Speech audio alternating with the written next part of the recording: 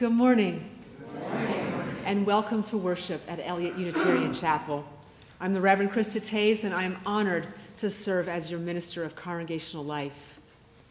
If you are new to us, a special welcome to you. We're so glad that you chose to join us this morning. I hope that your time with us is meaningful, that you feel warmly welcomed, and that we will see you again. We are an intentional community whose shared work is to welcome all races, genders, and all sexual orientations. We strive to welcome people of all creeds and beliefs, all economic circumstances, and all types of families. Our vision is to create a just world through vibrant, beloved community. If you would like to connect with us and learn more about our congregation, just fill in the guest card you received when you arrived. If you didn't get one, our guests will be happy to give you one after the service, and this will help us connect you to what you came looking for. If you're joining us online, let us know you're here by dropping us an email at welcome@eliotchapel.org. We have 2 coffee hours. Here on site, we have our coffeeless coffee hour over in Adams Hall so that we can keep our masks on. Our online Zoom coffee hour starts at 12:30. And as you can see, we are still wearing our masks inside to protect each other. Everyone 2 and up is expected to wear masks. If you're 5 and over, we ask for you to be fully vaccinated. If you can't be vaccinated yet, you are welcome. Just come. Today, we are also reaching another milestone of reopening. We are opening our building during the week. This is our next step. We know it's been a long road, and if things continue like this, if hospitalization rates are low and we don't see a huge spike in cases, we will continue this way. We are always assessing. In the Unitarian Universalist tradition, we light a chalice to symbolize that we are entering sacred space and preparing our hearts and minds for the blessing of beloved community. So we light this chalice for the warmth of truth. We light this chalice for the warmth of love. We light this chalice for the energy of action, and we light this chalice for the harmony of peace. I invite you to rise in body or spirit for our opening hymn, 104, When Israel Was in Egypt Land.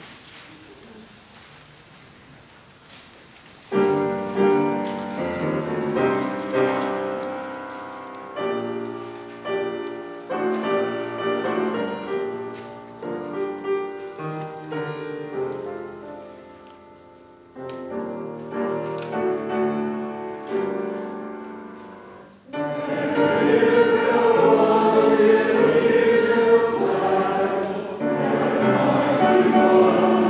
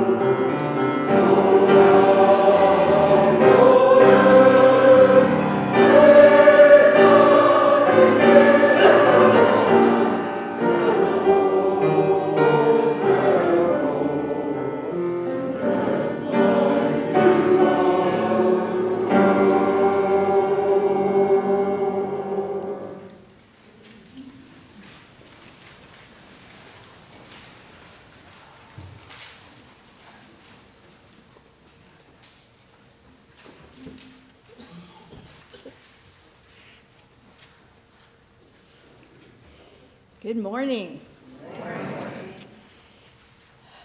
I'm joyful that I'm going to lead you in reading of our church covenant this morning, so please join. As a free congregation, we promise to one another our mutual trust and support. To create beloved community, we promise to be kinder to each other than we need to be. To listen fully to each other with an open mind and heart. To speak responsibly and respectfully, to find ways to improve our church for all members and friends.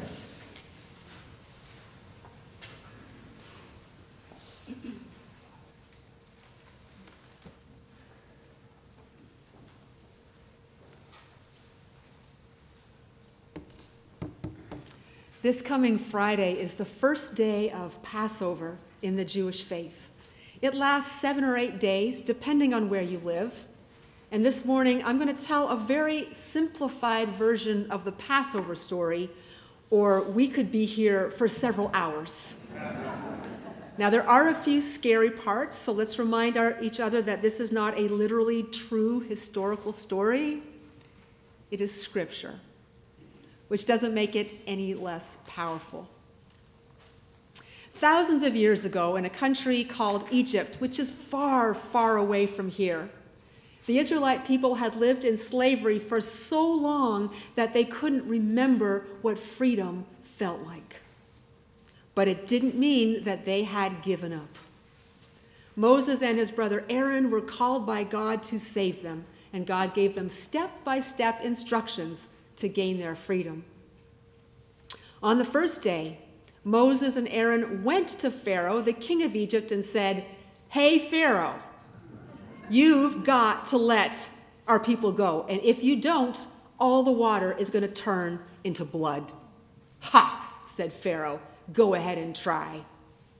Aaron lifted his staff, and all the water in Egypt turned to blood. It was so stinky. Everyone was so thirsty. And it was just plain gross. But Pharaoh could care less. "I don't care. I'm not letting you go." "Well, all right," said Moses, "but it's just going to get worse for you unless you let my people go. We are sending in the frogs." Aaron lifted his staff, and poof, there were frogs everywhere. In the beds, in the drinking glasses, in the food, in your underwear. They were everywhere. You could not take one step without stepping on a frog. And Pharaoh said, "All right, this is terrible. If you take away the frogs, I will let your people go." And all the frogs went away. But Pharaoh, oh, that Pharaoh, he loved his power. He changed his mind. "I am not letting any of you go. You are going to stay and be my slaves forever." "Bad call," said Moses, "because next you're getting lice." Aaron raised his staff, and the land was covered in lice. Everyone had lice in their hair, in their armpits, in their clothes, in their beds. Pharaoh wouldn't change his mind. So Aaron raised his staff, and the flies came, biting everyone, filling all the houses. Everything was ruined. And Pharaoh said, "Okay, stop the flies and pray for me." Thought Moses, well, this is some movement. So Moses began to pray, and God got rid of every single fly. Moses went back to Pharaoh. "All right, I prayed for you. Flies are gone. You're going to let us go?" "Not on your life," said Pharaoh. "Well, sorry to say, Pharaoh," said Moses, "that we're now going to send you a livestock disease, and it will kill all the animals owned by Egyptians and none of the animals owned by my people." And that's what happened. It was so awful. Animals just falling down dead everywhere. But Pharaoh would not give in. "Too bad for you," said Moses. "I guess we're in for boils now." boils are nasty infections that attack your skin until it looks like it's boiling. All the Egyptians had painful boils on their skin, but Pharaoh wouldn't give in. Next came hail and thunder and lightning. The hail was so big it killed everything outside, humans, animals, and most of the crops. "Fine," said Pharaoh, "fine. If you stop the hail, you and your people can go." The hail stopped. It was quiet and peaceful. And again, what do you think happened? Pharaoh changed his mind. "You are not leaving." "You're making very bad choices," said Moses. "Here come the locusts." And the air filled with locusts. They ate all the crops the hail hadn't killed. And by now, Pharaoh's advisors were begging him, "We can't take these plagues much longer. Don't you see? Egypt is in ruins." But Pharaoh just wouldn't listen. So Moses stretched out his hand, casting a darkness on the land. You couldn't even see your hand in front of your face. It lasted 3 days. And Pharaoh said, "Well, this is pretty bad, but you can go. All right, you can go, but you have to leave all your animals here because you know you killed all of ours." "No way," said Moses. "We're going to need our animals too, because when we're out of here, we're going to depend on them for survival. So no. And just by the way, you are going to wish that you had let us go today." Moses and Aaron went to the Israelites and said, "This is it, folks. This will be the end of our time living in slavery. Pack your things, get your animals ready, eat only bread without yeast, kill a lamb, put its blood over your front door. An angel of death is going to come over the land and kill all the oldest children in every family. But the angel will see the blood over your door, and you will be safe." When Pharaoh orders us out of Egypt, you really, really need to be ready. The angel of death came that night, killing the eldest child of every Egyptian family. As the sun rose and the Egyptians saw what had happened, the grief and anger poured out of them. "Get those Israelites out of here," they demanded. And Pharaoh finally ordered the Israelites out, and they walked out of Egypt, walked away from their slavery and into their freedom. And that is the end of the Passover story.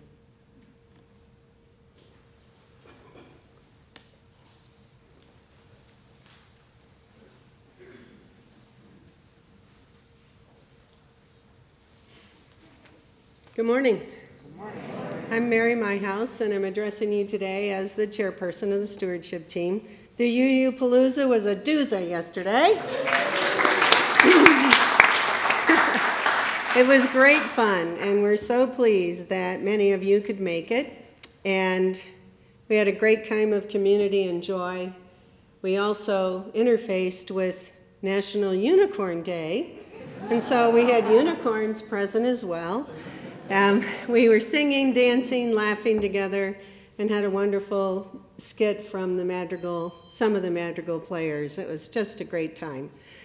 Last week I shared with you that we had 150 pledges, and this week that number increased to 170 pledges. So with these additional 20 pledges, we now have $66,000 more promised to our next church year, 22-23. When I say promised, I want to remind you that your pledge is a promise. And if you're not able to fulfill that for any circumstances that come about in the following year, you may not be able to fulfill that pledge, which also happens to us sometimes. But sometimes life presents us with those circumstances. So please get your pledge card in as soon as possible if you haven't, and thank you if you have. We have about 75 people to reach out to who pledged last year for this year that have not pledged for next year. So we still have 75 people that we need to reach out to, and we need your help. So if you're interested in helping us make these reach out calls or visits 2 people. So far, we have some members of the board and the stewardship team. We're small but mighty. There's 4 people on the stewardship team, including Reverend Barbara. So far, we have arranged to have an expert from UUA do some training for us. So if you're willing to make calls or visits to these individuals, we will get some guidance on how to do that effectively and gently, and find out what's going on with our absent members. We'd like to make these calls by May 6th, so I need to hear from you soon. If you're interested in helping us, we would really appreciate it.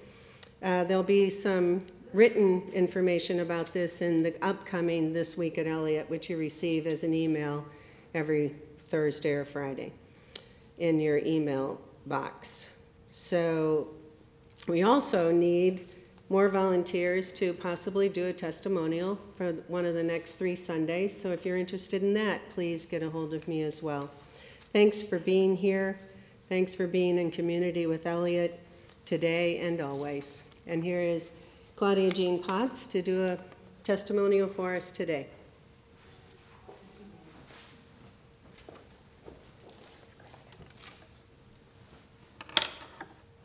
Good morning again.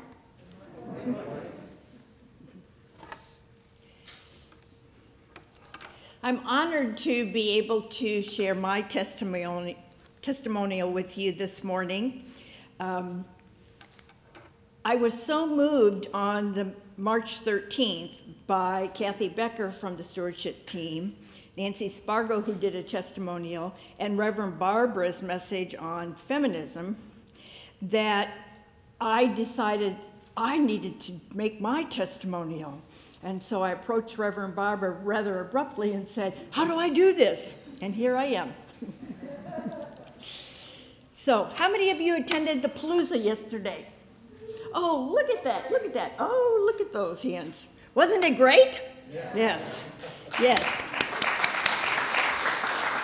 It was really what we needed. It reminded me of the last time thing that I could remember that was similar, in which we met in a very informal, face-to-face way and had a lot of fun.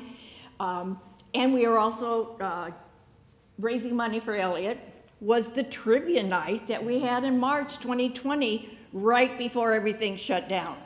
Remember that? Well, I was involved with that and was part of Jim Lyon's team, getting the donations for silent auction and those kinds of things, something I'd never done. And it was a tremendous thing. And then the pandemic hit. So that's a memory I've had to hold on to visually all through the pandemic, to visualize us back together until yesterday. So thank you to everybody who made that possible. And then another connection that gave me the passion to make my testimonial was the fact that last week Steve used that word belong.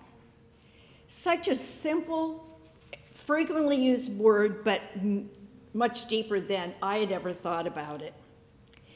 And yesterday was a time to belong and remember the ways that we love and support each other. So I haven't always been a UU. Nope. I was raised by a mother who was raised in a strict Methodist home, a father who was raised in a home with, I don't think, any kind of religion. And together they decided with the 4 of us children that we should go to church. And my dad led that. Sporadically. What I can best remember during my childhood was that we went to church, to a Methodist church on Easter Sunday. And we got to have new dresses and gloves and new shoes. And we went there after we got our Easter baskets. Now that's quite a childhood memory of Easter, isn't it? So I decided in college, hey, I got to figure this out. So I started in college going to local churches and visiting them, and started with Methodist because that's what I was most familiar with. And I had a sense of belonging in high school when I moved back to Illinois from Ohio and joined a youth group. That was my little sense of belonging. So in college, I looked around and I wasn't really decided about what I wanted to do. And then I got married to somebody who had no interest in going to church, and so I didn't pursue that. And then I got married to another person whose parents brought him up under the lessons of Oral Roberts. He didn't want to go to church.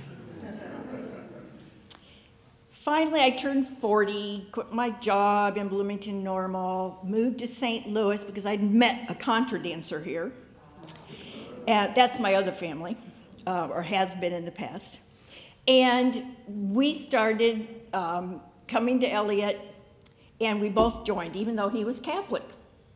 And so we came, and I got involved as a greeter. He didn't get real involved, although he went to the New You group with me, I think. And so that passed as well. And so I just started getting more and more involved. And then I met someone who was Jewish at contra dancing.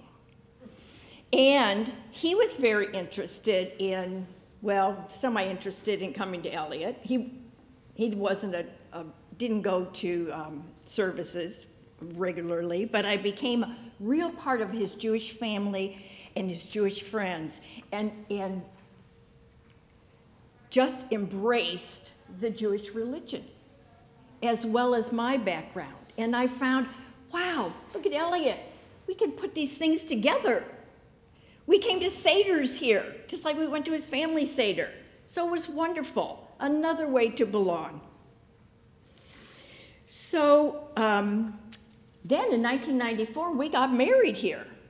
And another way to be connected, we had a rabbi, Joseph Rosenblum, who's since passed away, and we had a UU minister who had been our intern, Priscilla Richter, and now was ordained, and I invited her back to do the service with Reverend Rosenblum. We had all of the Jewish things. We had all of the love and support from our Eliot family. We blended the two together. I know people now who've experienced that a little bit from contra dancing who are now UUs, even in this congregation. I don't take credit for it, but anyway. So I belonged, and yesterday at the Palooza, the words from Reverend Barbara's story last week, you matter. You are loved. You are loved beyond belief. Your life is precious. And so on goes my story with Eliot Chapel. Then my family in Northern Illinois, I have no family here other than former husbands. And please don't count. My family in Northern Illinois started to have poor health. So from 2012 to 2017, I was pulled to Northern Illinois a lot to take care of a younger sister who first had breast cancer, then had a knee replacement, then had glioblastoma. And that came after our mother passed away of lung cancer. And luckily, at that time, I was retired from the community college, so I moved up there with my dog and was staying at her house, taking care of her dogs, and giving as much support to my family as I could. I think I've talked too much this morning. But another connection, surprisingly, with my family who weren't into religion, was that a connection was for me into social justice, because my sister wanted to vote in the 2016 election. She couldn't speak. She was bedridden. She wore diapers. She could barely move her right arm and hand. But during the Cubs World Series, which they were winners, I had taken an old cub towel of my mom's, a little hand towel, and put it in her hand, and she could at least wave that during the World Series, which I watched from her bedside in the rehab center. Well, that's what we used for her voting. I was in charge of her absentee ballot and recording for her. Gave her the cub towel, and I said, I will read this. When I say the name of the candidate for this office you want to vote for, you wave it. And I wrote it down. That was the most connection I'd ever had with voting with my family. We didn't talk about that stuff. I was always kind of off here from the rest of my family. I don't know why, but I was, and I've grown more that way.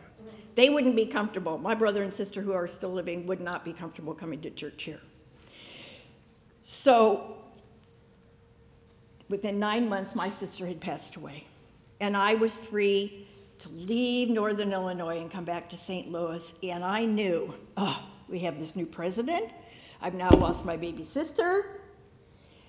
I haven't been home in St. Louis. I need to get back to Eliot.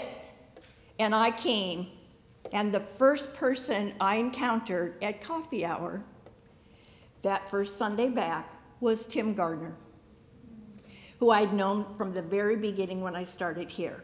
And within 10 minutes, I was signed up to do Living the Pledge to end racism. And my life became one dedicated to social justice, something I couldn't share with my family because they thought they would think I was radical.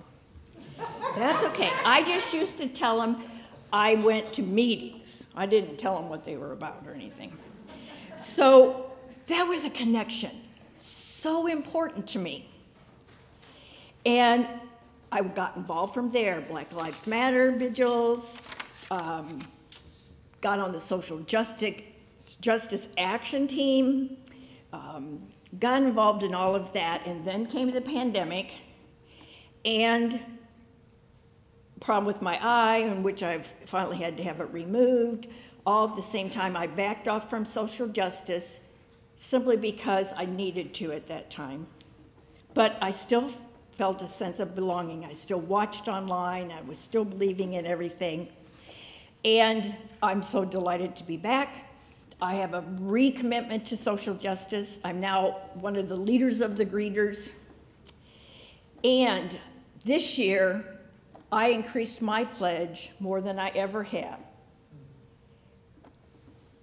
In spite of the fact that I'm single, retired, and have a house that really drains on my budget, but I live there until as long as I have my 2 children, which are the kind that have fur coats, 4 paws, and bark when you want to talk to them.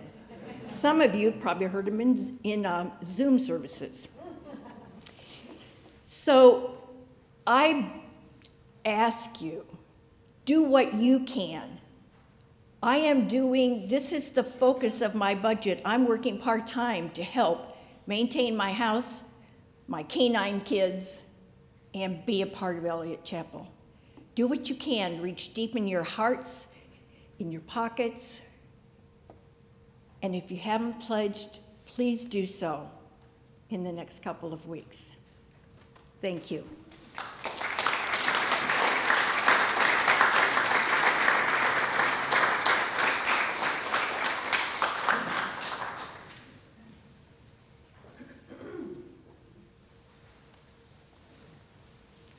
Please join with me in the spirit of prayer and meditation.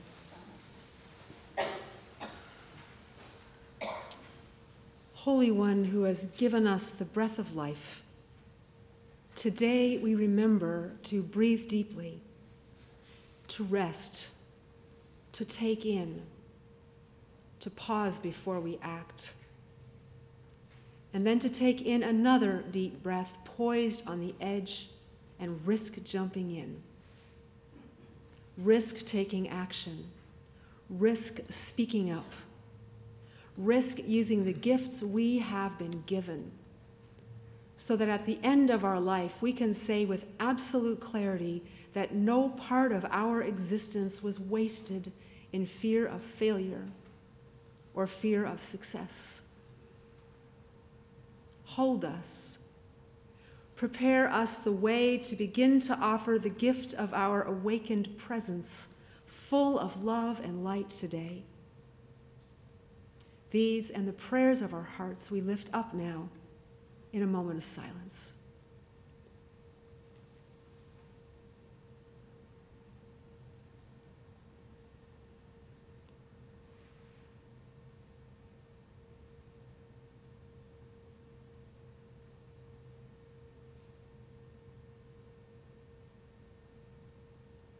Let us speak the names of those we would pray for.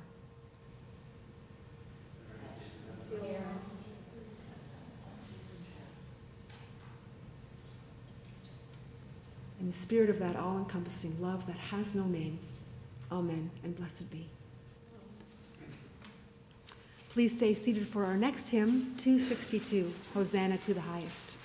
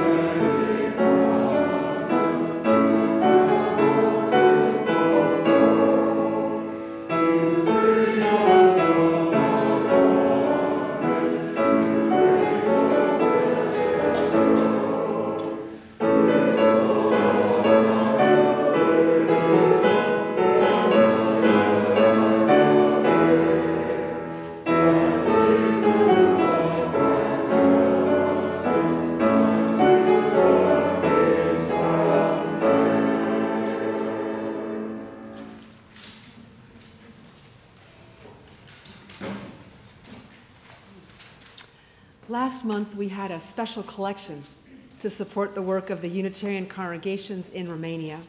They are helping to place Ukrainian refugees who arrive in their communities and to help those who are left in Ukraine.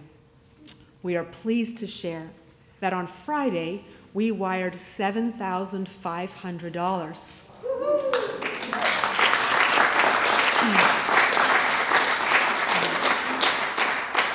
to the Unitarian Hungarian Church in Romania. Many thanks to everyone who has generously given. You have made a difference. This month, we're sharing our plate with the Immigrant Home English Learning Program, or IHELP. IHELP empowers foreign-born adults by providing individualized in-home English language education.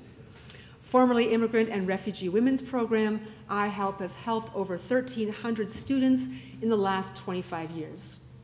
You can give the old-fashioned way, using our offertory basket, or you can text Eliot, shared plate in one word with the amount you want to give, to 73256. If you're giving online, please see the giving page on our website. And of course, a check with shared plate in the memo line mailed to the church will do the trick. Let us be a generous people.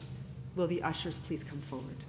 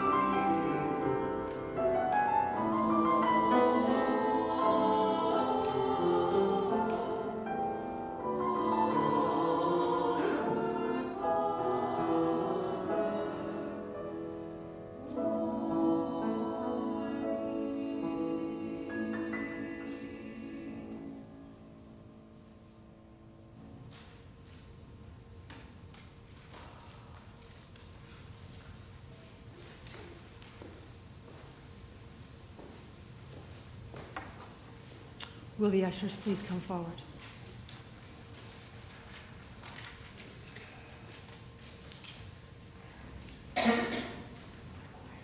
Please join me in blessing the offertory with the words printed in our orders of service. To the work of the church, which is weaving a tapestry of love and action, we dedicate our lives, and these are offerings. Thank you. Our reading this morning is by David O. Rankin. Palm Sunday is found whenever we are serving a noble and unpopular cause with selfless devotion, holding to the ideals of truth and justice. Whenever we are seeking to uplift the fallen, to comfort the brokenhearted, to strengthen and encourage the weak and hopeless. Whenever we are working bravely and persistently in the face of abuse and criticism to establish more equitable relations in the world. Whenever we are sacrificing our lives in behalf of what we believe to be the service of love for all humanity. This is Palm Sunday.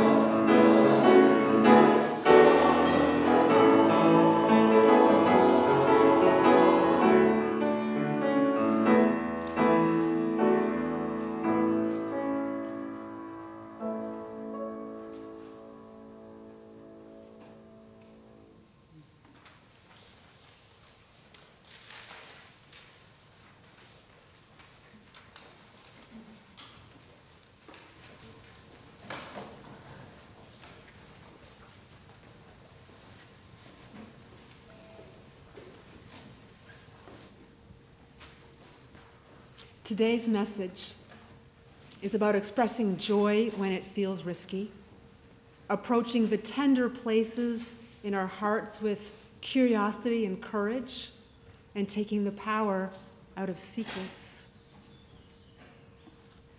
Our family went to church every Sunday.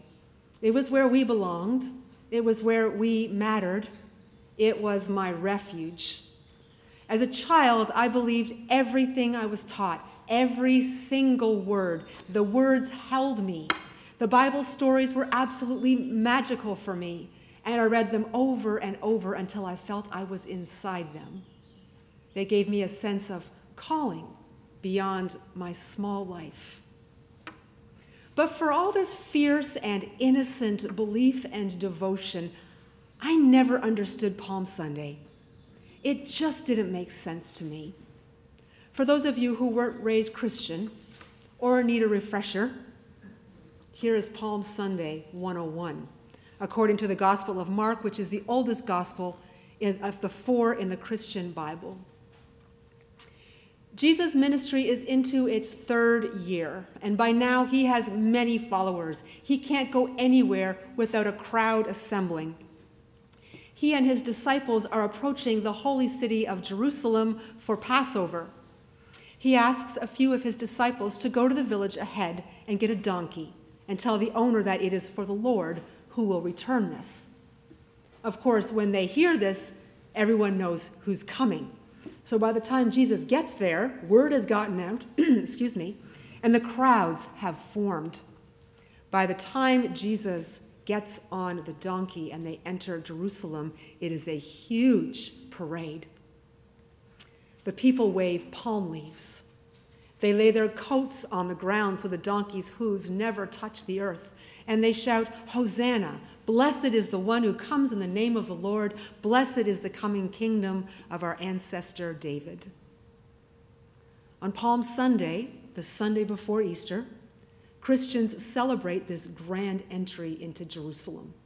The music is triumphant. In fact, the hymn we just sang, that's a Palm Sunday hymn that many of us who were raised Christian would have sung every Palm Sunday. Sometimes children are dressed in linens and burlap, and they process down the center aisle, laying bathrobes on the floor and waving palm fronds. Did you know that florists stock up on palm fronds for this weekend? You won't get any if you don't order ahead. The meaning assigned to the celebration is clear. This is one more indication that Jesus is God's chosen, prophesied in the book of Isaiah, who will deliver the people from their suffering under the Roman Empire. Now, why was this first day of Holy Week so difficult for me? Not because I didn't believe it. I did at this age, quite literally. It was difficult because I knew what was coming. By the end of the week, Jesus was betrayed, arrested, tried, and executed. I didn't understand how he could be a celebrated hero on Palm Sunday and then abandoned and dead by Good Friday. And I kept reading the story over and over again, desperate for a different ending. I think a lot of us do this when we are uncomfortable or heartbroken with how things work out. We keep reliving, revisiting, remembering, as if somehow that might change what happened. How many of us have read Gone with the Wind multiple times, just hoping Rhett Butler chooses to stay with Scarlett O'Hara? I did, and my heart broke every time I reached the last page. I don't read this book anymore because I've learned now that it helped establish the Confederate myth of a lost noble Southern heritage. But my mind still skips a beat, and my heart skips a beat, thinking about that tragic, tragic ending. It was the same with Palm Sunday. It felt like a setup. We were expected to proclaim Jesus as King on Palm Sunday, weep for his death on Friday, and then go back to celebrating on Easter Sunday? Really? My little girl heart just couldn't do it. So on Palm Sunday, I sang the songs even though they gave me no joy. I participated in the liturgy even though I couldn't put my heart into it, and thankfully was never asked to dress in burlap and wave palm fronds. In hindsight, this may have been my first step of questioning my faith. Today is the first day of Holy Week in the Christian calendar. For those of you who've been enjoying Fish Fridays, I'm sorry to say Lent is over. The fish fries are gone. Holy Week starts with Palm Sunday, moves towards the Last Supper on Maundy Thursday, which some think was a Passover Seder. Then comes Jesus' arrest in the Garden of Gethsemane, followed by his trial and execution on Good Friday, and finally, his resurrection on Easter Sunday. It is the most sacred week in the Christian calendar. For a lot of Unitarian Universalists, Holy Week is a lot to stomach. Many of us are religious exiles. We left our religions of origin because we couldn't believe the way we were supposed to believe, or we were uncomfortable with what was expected from us. Some of us are survivors of religious abuse. Some of us have become humanists, agnostics, and atheists. I myself am an agnostic. I struggle to feel the presence of a higher power, except in the silence during our prayers. And that gives me some hope that there is a higher power. I would love for there to be one. Even those of us who do believe in a higher power may not relate to God as a transcendent, all-powerful being, so the whole business of a literal resurrection has little to no meaning. In fact, even thinking about it can be downright triggering for some of us. And I get that. I really get that, because I've been there. It can take a long time to heal when your trust has been broken and your belief has been broken. And I'm here to say that even as an agnostic, there is something to be gained from digging a little more deeply into Palm Sunday. Not because we need to consider Christianity or a belief in God or miracles. The thing about Palm Sunday is that the way it's written about in the Christian Bible erases what it really could have meant. There is a family secret buried in Palm Sunday. And you know what happens with family secrets. Every family has them, right? Every family. And the longer they're hidden, the more twisted they become until they have an impact bigger than we thought we were avoiding in keeping the secret in the first place. For instance, we used to think it was better not to tell children they were adopted. Now we know that's not true. Kids need the truth. If someone in a family committed suicide, it would be kept a secret at all costs to avoid the shame. But hiding that secret did a lot of damage to a lot of people. How can you process your grief when you can't talk about it? How can you tell your children what's happened in your family if you can't talk about it? How can you help others who are struggling in a similar way if you can't talk about it? Hiding the secrets rarely leads to the peace that we're hoping for. Secrets lead to feelings of betrayal, diminishment, shame, a loss of self-worth, and chronic distrust. Secrets keep us from loving like we could. Now, just to be clear, secrets and confidences are different. Secrets leave us vulnerable and alone.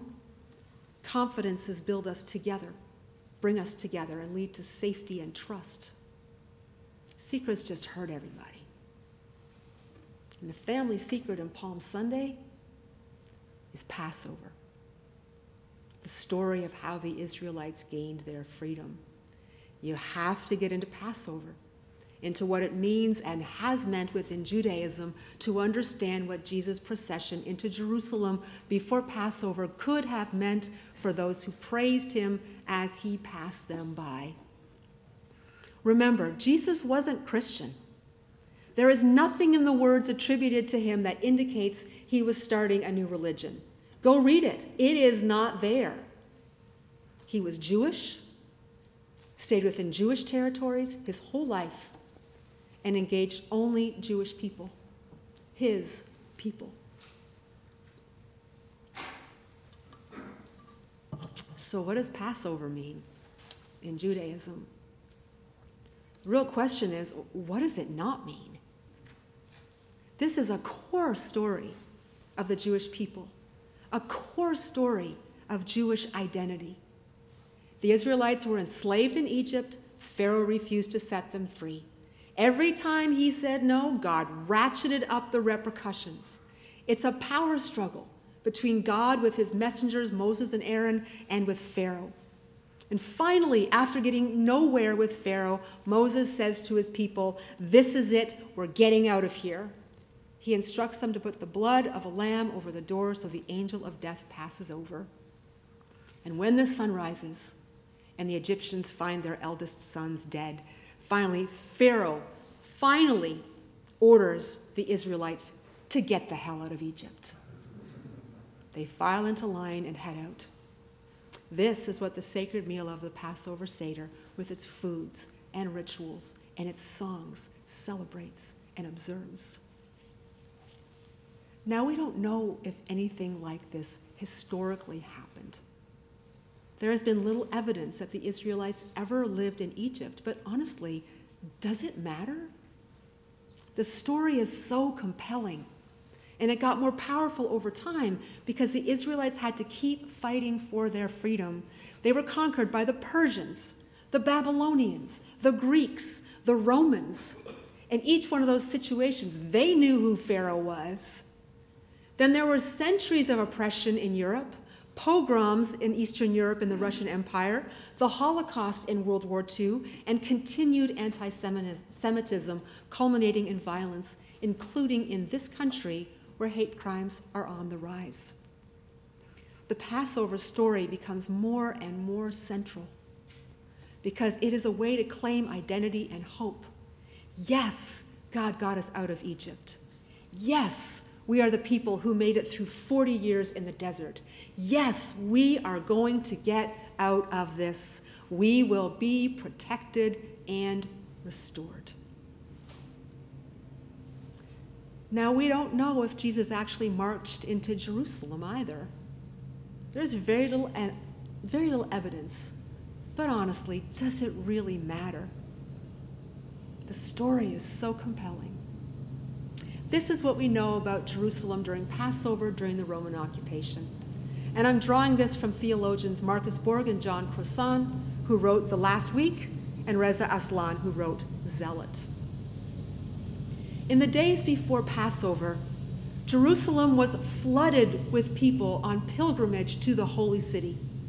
And this also brought armed Jewish independence guerrilla units. There were so many independence guerrilla units in Roman-controlled Judea that you could not keep count of them. And their goal was to end their suppression under the Roman Empire.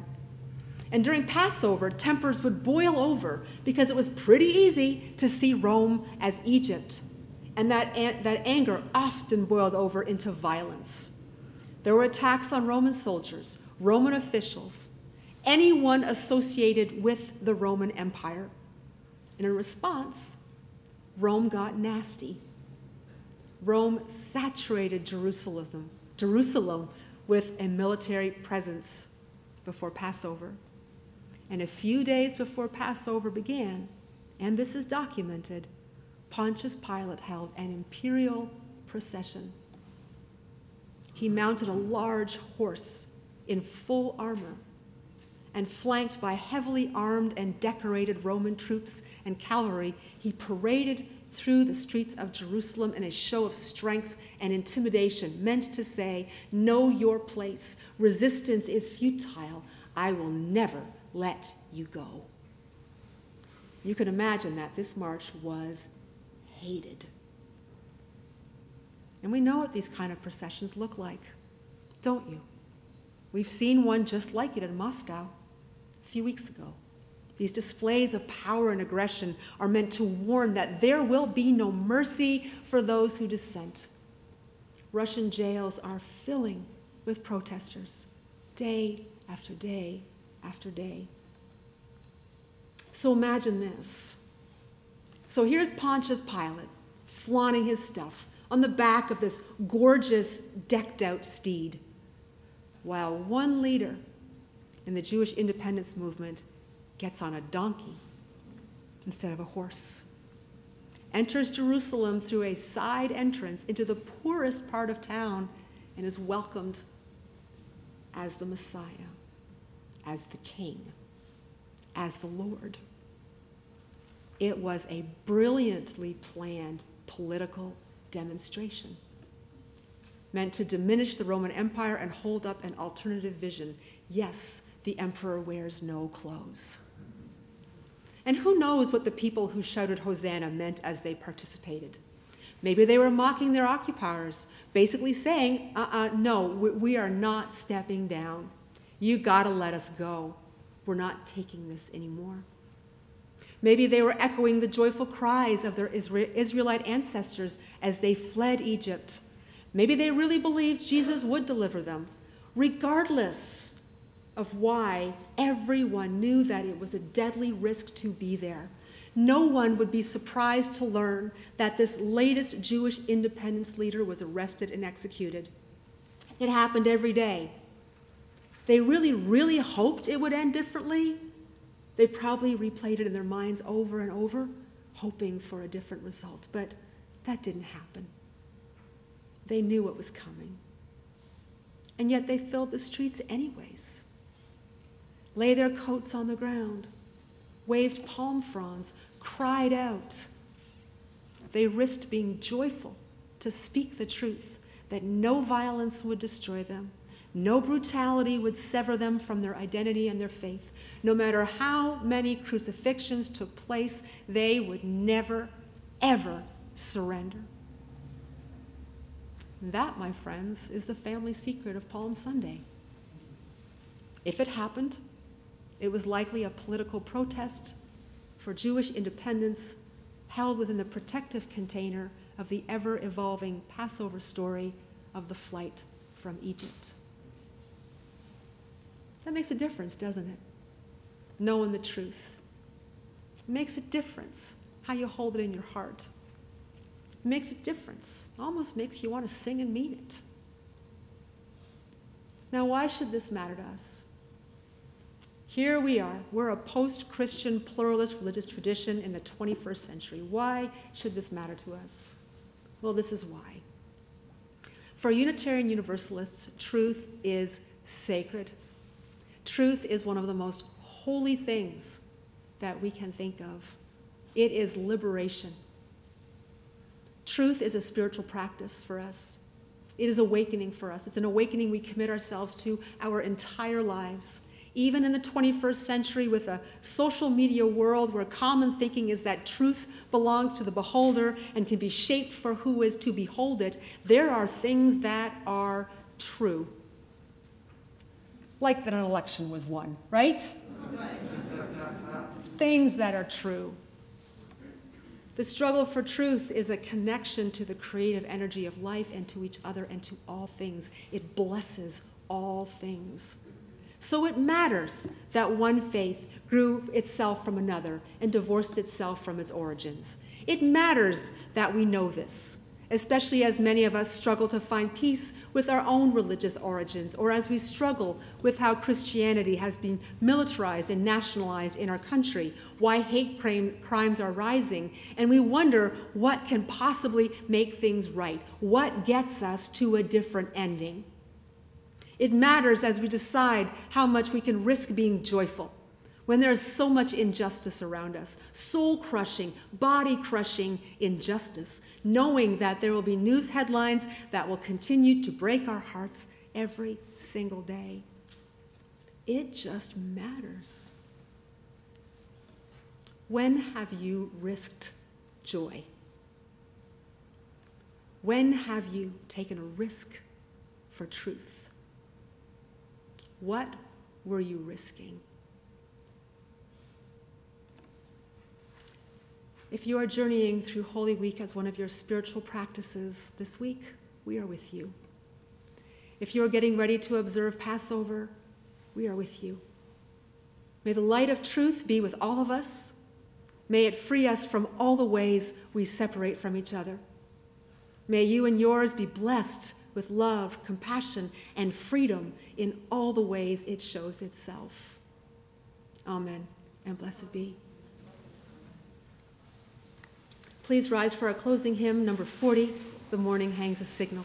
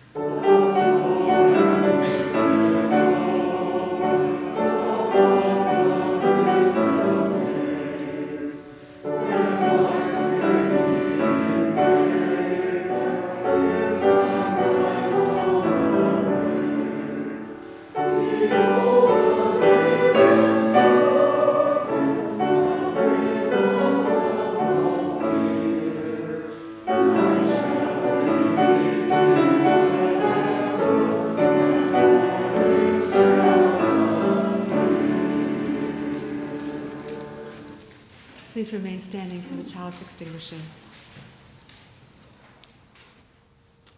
The blessing of truth be upon us, the power of love direct and sustain us, and may the peace of this community preserve our going out and our coming in from this time forth until we meet again. Please be seated for the postlude.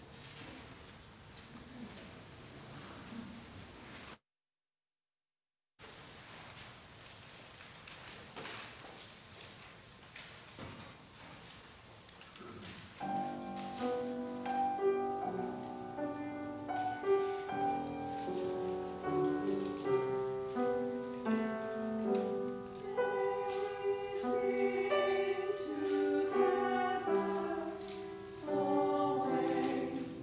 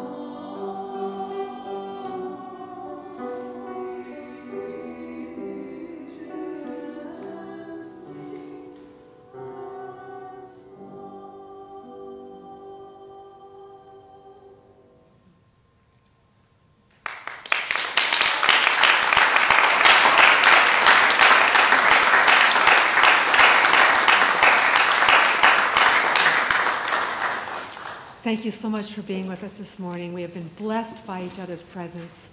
Go in peace.